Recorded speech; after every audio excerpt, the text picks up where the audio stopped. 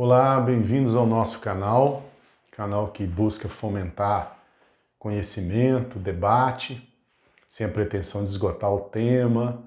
Quem já nos acompanha sabe perfeitamente disso, e aí o pessoal pediu que falássemos sobre a filosofia iluminista, o iluminismo. Então esse vídeo vai se dedicar a discutir alguns aspectos, alguns elementos, sempre recortes, sobre a filosofia iluminista, ok? Então, o iluminismo é um movimento intelectual, artístico, muito que teve seu auge no século XVIII, né? O século das luzes, inclusive. O século XVIII é denominado século das luzes em função exatamente da influência que as ideias desses filósofos, pensadores influenciaram no século XVIII e no XIX e XX, inclusive na atualidade. A gente vai falar disso. O termo criado por Kant, não vamos entrar no mérito desse debate. Outra questão que pode ser pensada, o iluminismo não é um movimento coeso de ideias, né, um modelo de pensamento único. Enfim, também não vamos entrar nesse mérito. O que nos interessa aqui é pensar o quê? Os principais teóricos iluministas e a crítica, em geral, que os iluministas faziam, que era chamado de antigo regime. O que os filósofos iluministas entendiam como antigo regime? A monarquia absolutista, o mercantilismo e o privilégio de classes, a sociedade estamental. Isso caracterizou o que nós chamamos de antigo regime, né? Anterior à idade moderna, à modernidade.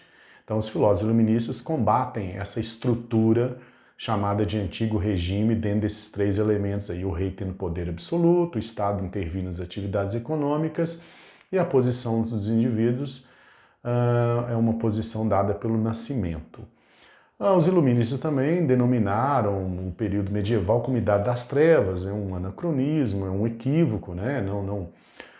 Você não vai pensar o período medieval como Idade das Trevas, mas os iluministas afirmaram, ou defenderam, ou pensaram que a Idade Média se tratava de um período das trevas. Idade das Trevas estaria relacionado na perspectiva iluminista, a obscuridade, a tradição, ao lado místico, né, a ignorância. Essa é a ideia do pensamento iluminista. O iluminismo, então, viria a resgatar novos valores, propor novas ideias, entre elas a razão como guia de conhecimento e verdade, o conhecimento científico. Está muito presente na filosofia iluminista, o racionalismo, né, o progresso, né?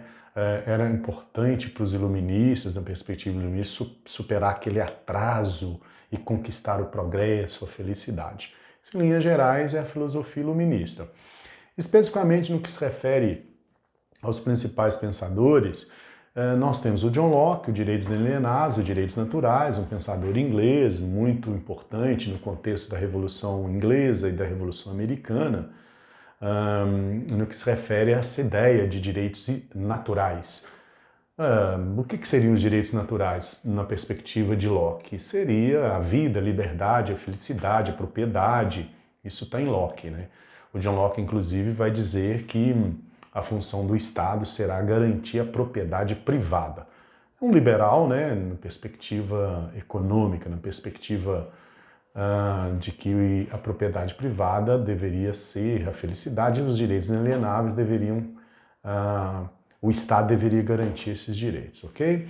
Um outro pensador também da mesma envergadura, da mesma importância, é o Montesquieu, o famoso Barão de Montesquieu, onde ele vai criticar o poder concentrado nas mãos de um indivíduo, de um grupo, né, de uma pessoa, no caso, anterior à modernidade, o rei, né? Na verdade, anterior à Revolução Francesa, ou mesmo à Revolução Inglesa, nós tínhamos monarquias absolutistas, e o Montesquieu vai criticar as monarquias absolutistas, esse poder absoluto nas mãos dos reis. E ele vai propor a famosa tripartição de poderes, o poder tripartite, né? Aquilo que nós chamamos hoje, na contemporaneidade, de poder executivo, legislativo e judiciário.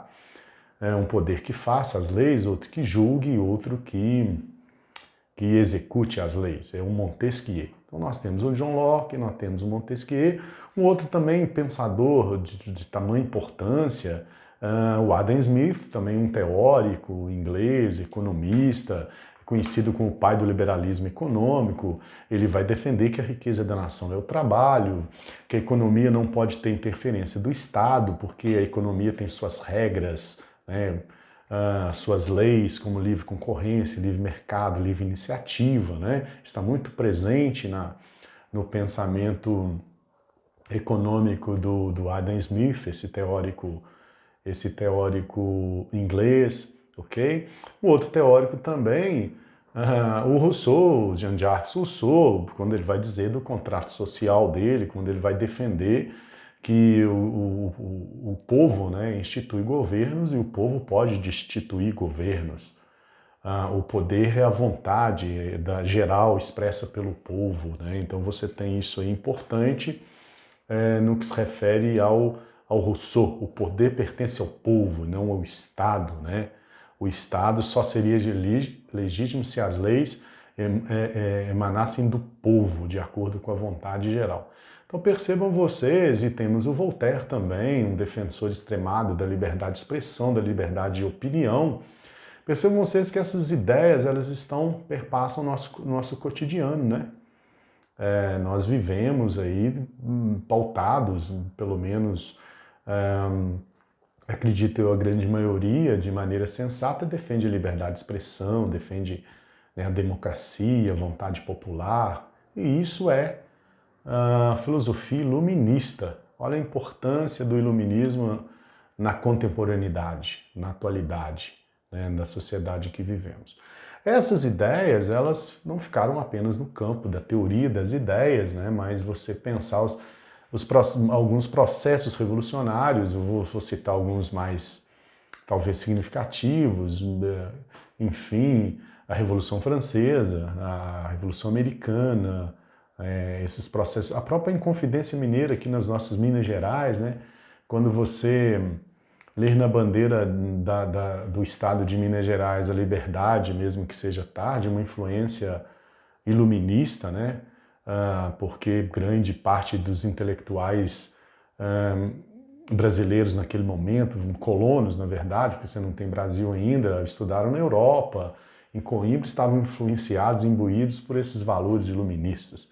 Enfim, é isso, porque o vídeo vai se alongar demais, mas é importante que você perceba a crítica que o iluminismo faz, a ideia da Idade das Trevas, do Antigo Regime, os principais teóricos iluministas e a influência dessas ideias no processo revolucionário, no processo histórico, e a relevância dessas ideias no nosso cotidiano, né? A presença desses valores, desses ideais do iluminismo no nosso dia a dia, ok? Um abraço, espero que o vídeo tenha contribuído para os seus estudos, para a sua aprendizagem. Mande questões, mande dúvidas, mande sugestões. Um abraço, tchau!